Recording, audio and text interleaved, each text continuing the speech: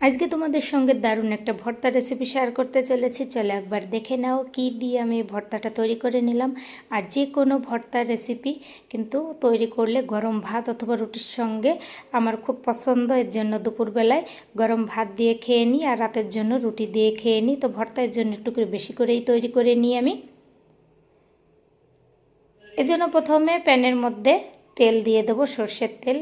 আর এরপরেই কিন্তু কয়েক কোয়া রসুন আর কয়েকটা চিংড়ি মাছ একটু নুন হলুদ দিয়ে ভেজে নেব। তো এবারে কিন্তু আমি যে কোনো ভর্তাই কিন্তু এভাবে একটু ভাজা করে এরপরে ভর্তাটা তৈরি করি, কেননা এভাবে ভেজে নিয়ে ভর্তাটা তৈরি করলে খেতে বেশি ভালো লাগে। আর দেখো, ভাতের মধ্যে সেদ্ধ দিয়ে ভর্তাটা তৈরি করলে তার একরকম টেস্ট, আর এভাবে একটুখানি ভেজে নিয়ে ভর্তাটা তৈরি করলে তার কিন্তু দ্বিগুণ টেস্ট। তো যদি না খেয়ে থাকো একবার হলেও এভাবে খেয়ে দেখো, আশা করি তোমাদের কাছেও ভালো লাগবে। তো এই সঙ্গে কিন্তু আরও 2-3টে কাঁচা লঙ্কাও আমি একটুখানি ভেজে নিলাম। এর মধ্যে দিয়ে দেবো কিছুটা কালো জিরে। আর যে কোনো ভর্তার মধ্যে ভাজা পোড়ার মধ্যে কালো জিরের ফ্লেভারটা দিলে কিন্তু বেশি ভালো লাগে।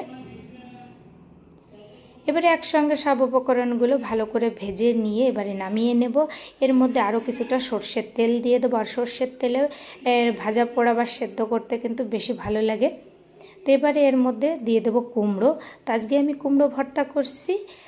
কুমড়োটাকে প্রথমে এভাবে স্লাইস করে কেটে নিয়ে ধুয়ে পরিষ্কার করে নুন হলুদ মেখে নিয়ে এরপরে প্যানের মধ্যে দিয়ে খুব ভালো করে তেলের সঙ্গে একটু মিশিয়ে নিয়ে এবারে ঢাকা দিয়ে কুমড়োটাকে বয়েল হয়ে আসা পর্যন্ত অপেক্ষা করব।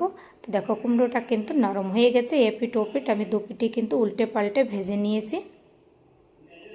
এরকম কিন্তু দুপাশটাই লাল লাল করে ভেজে নিতে হবে। আর কুমড়োটা কিন্তু একদম নরম হয়ে গেছে আর ভাজাও হয়ে গেছে। এবারে নামিয়ে একটু করে ঠান্ডা করে নেব। তো একটু ঠান্ডা হয়ে গেলে এরপরেই কিন্তু সব উপকরণগুলো একে একে মেখে নেব। প্রথমে রসুন চিংড়ি মাছ ও কাঁচা লঙ্কাটাকে একটুখানি মেখে নেব। এরপরে এর মধ্যে দিয়ে দেবো আরও 2টো শুকনো লঙ্কা। আর ভর্তার মধ্যে শুকনো লঙ্কা দিলে খেতে একটু বেশি ভালো লাগে। তো লঙ্কা দুটোকেও খুব ভালো করে ভেঙে নেব। এবারে খুব ভালো করে কুমড়োটা দিয়ে মশলাটা দিয়ে মেখে নেব। এর মধ্যে এবারে দিয়ে দেব কাঁচা সর্ষের তেল। আর যে কোনো ভর্তার মধ্যে কিন্তু কাঁচা সর্ষের তেলের ফ্লেভারটা জাস্ট অসাধারণ লাগে। অল্প করে একটুখানি তেল দিয়ে দেব, দিয়ে আবারও ভর্তার সঙ্গে খুব ভালোভাবে মেখে নেব। আর আমার বাড়িতে ভর্তা তৈরি করলে এরকম একটু বেশি করেই তৈরি করতে হয়, যেহেতু আমি আমার হাজব্যান্ড দুজনেই আমরা এভাবে ভর্তা খেতে খুবই পছন্দ করি। তো যাই হোক, আমরা দুপুরে গরম ভাতের সঙ্গে আর রাতে রুটির সঙ্গে এর জন্য একটু বেশি করে নিলাম। আর ভর্তা কিন্তু অল্পতেই বেশি ভালো লাগে, খুব বেশি হলে কিন্তু অত বেশি ভালো লাগে না। যাক, মাখো মাখো খেতেই বেশি ভালো লাগে।